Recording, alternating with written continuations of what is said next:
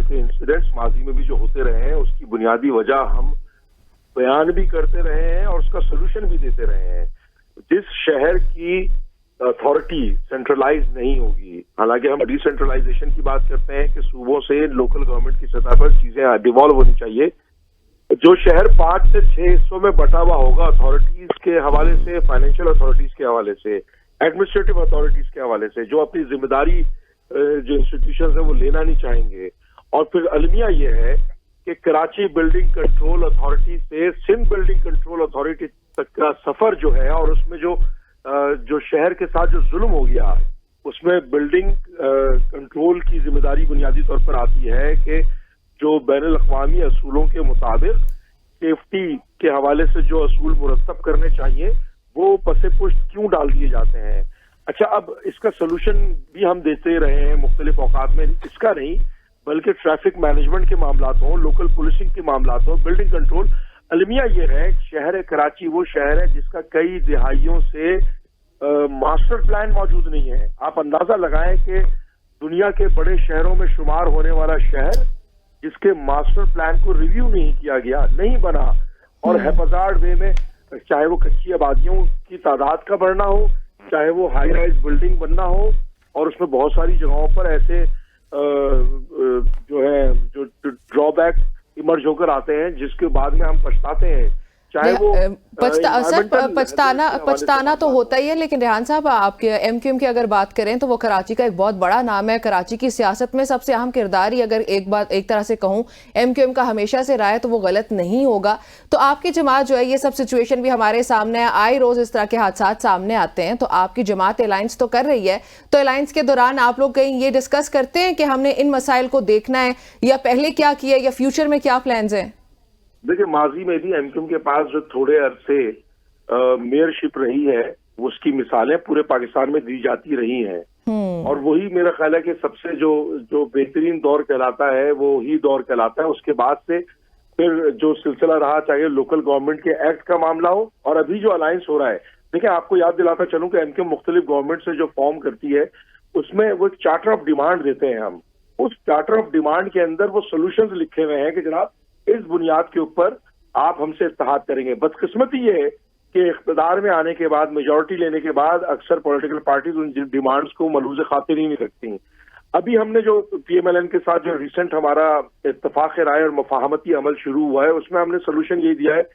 کہ constitutional amendment کی ضرورت ہے. مثال کے طور پر آرٹیکل 140A کے اطلاق کی ضرورت ہے جو کہ ڈیوولوشن آف پاور کی بات کرتا ہے. آرٹیکل 140B آپ لے کر آ جائیں، اب اس کے اوپر ڈیلائبریشن ہونی ضروری ہے.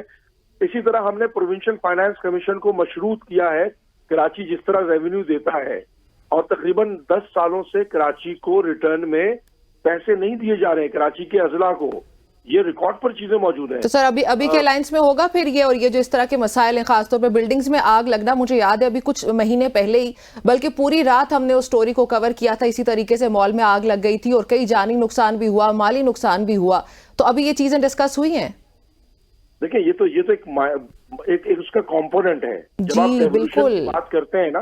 جب آپ لوکل باڈیز کی امپاورمنٹ کی بات کرتے ہیں تو اس میں نہ صرف بلڈنگ کنٹرول آتا ہے، ماسٹر پلان آتا ہے، اس کے اندر آپ کے واٹر اینڈ سیوریج کے معاملات آ جاتے ہیں، اس کے اندر اور سب سے امپورٹنٹ اگر آپ اس کے حوالے سے بات کریں فائر ٹینڈرز آ جاتے ہیں، فائر اسٹیشنز آ جاتے ہیں، ریسکیو کی ٹیمز آ جاتی ہیں، ریفارمیشن آ جاتی ہے، پھر جو پیسے جو کراچی کے روکے گئے ہیں وہ آ جاتے ہیں. تو ہم کانسٹیٹیوشنل امینڈمنٹ کی بات کر رہے ہیں، اس کے نکات میں یقیناً یہ تمام چیزیں شامل ہیں جو کہ ہمارے مینیفیسٹو میں بھی شامل ہے. تھرو آؤٹ رہا ہے، شیڈو بجٹ میں بھی ہم پیش کرتے رہتے ہیں چیزوں کو. لیکن بات یہ ہے کہ کچھ پاور سینٹرک پالیٹیشنز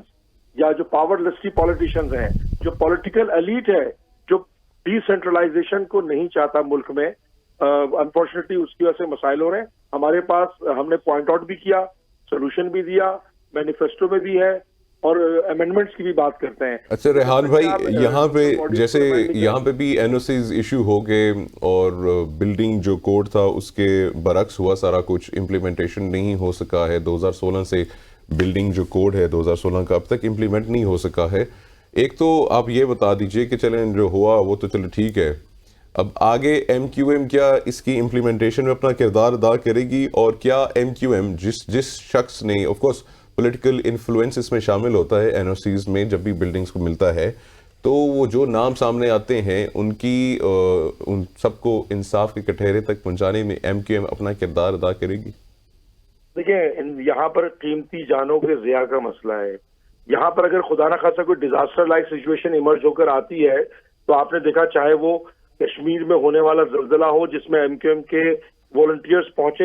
چاہے وہ اندرون سندھ فلڈ کے وکٹمز کو ریلیف دینے کے حوالے سے ہو، تو دیگر اداروں کے ساتھ ایم کیو ایم بھی سر فہرست رہی. اور خدا نہ خاصا اللہ نہ کرے کہ جو جس طریقے سے کنکریٹ کا جنگل بنا ہے، جس میں سیسمک افیکٹ کے اوپر بھی بات نہیں ہوئی ہے، جس میں فائر جو فائٹنگ کے حوالے سے یا اس طرح کے ریسکیو یا ایمرجنسی جو رسپانسز ہیں اس کے حوالے سے ایمبیگوٹی ہے، تو ایم کیو ایم یہ کہتی رہی ہے. اور آج بھی ہم آپ کے پروگرام کے توسط سے اس بات کو باور بھی کراتے ہیں اور ایشورنس بھی دیتے ہیں کہ ایم کیو ایم کے پاس پورا پلان موجود ہے. ایم کیو ایم کے پاس یہ بھی موجود ہے کہ جناب امینڈمنٹ جب تک نہیں کریں گے پاکستان کو صحیح سمت میں گامزن کرنا بہت مشکل ہو جائے گا. اور ہم اس بات کی شیورٹی بھی دیتے ہیں کہ آنے والے دنوں میں اگر ایم کیو ایم کے پاس آتا ہے تو ہم آپ کے پروگرام کے توسط سے شیورٹی بھی دے رہے ہیں کہ وہ جو انٹرنیشنل اسٹینڈرڈ ہے جو کسی بھی سویلائز ملک میں ہونا چاہیے اس کو ہم فالو اور پرسو کرنے کی بھرپور کوشش کریں گے. وی ہوپ سو سر، ہم امید کرتے ہیں کہ ایسا ہی ہو جو آپ باتیں مینشن کر رہے ہیں وہ فیوچر میں آپ کرنے میں کامیاب ہی ہوں، آپ کی جماعت کرنے میں کامیاب ہو. وی وش فار دیٹ.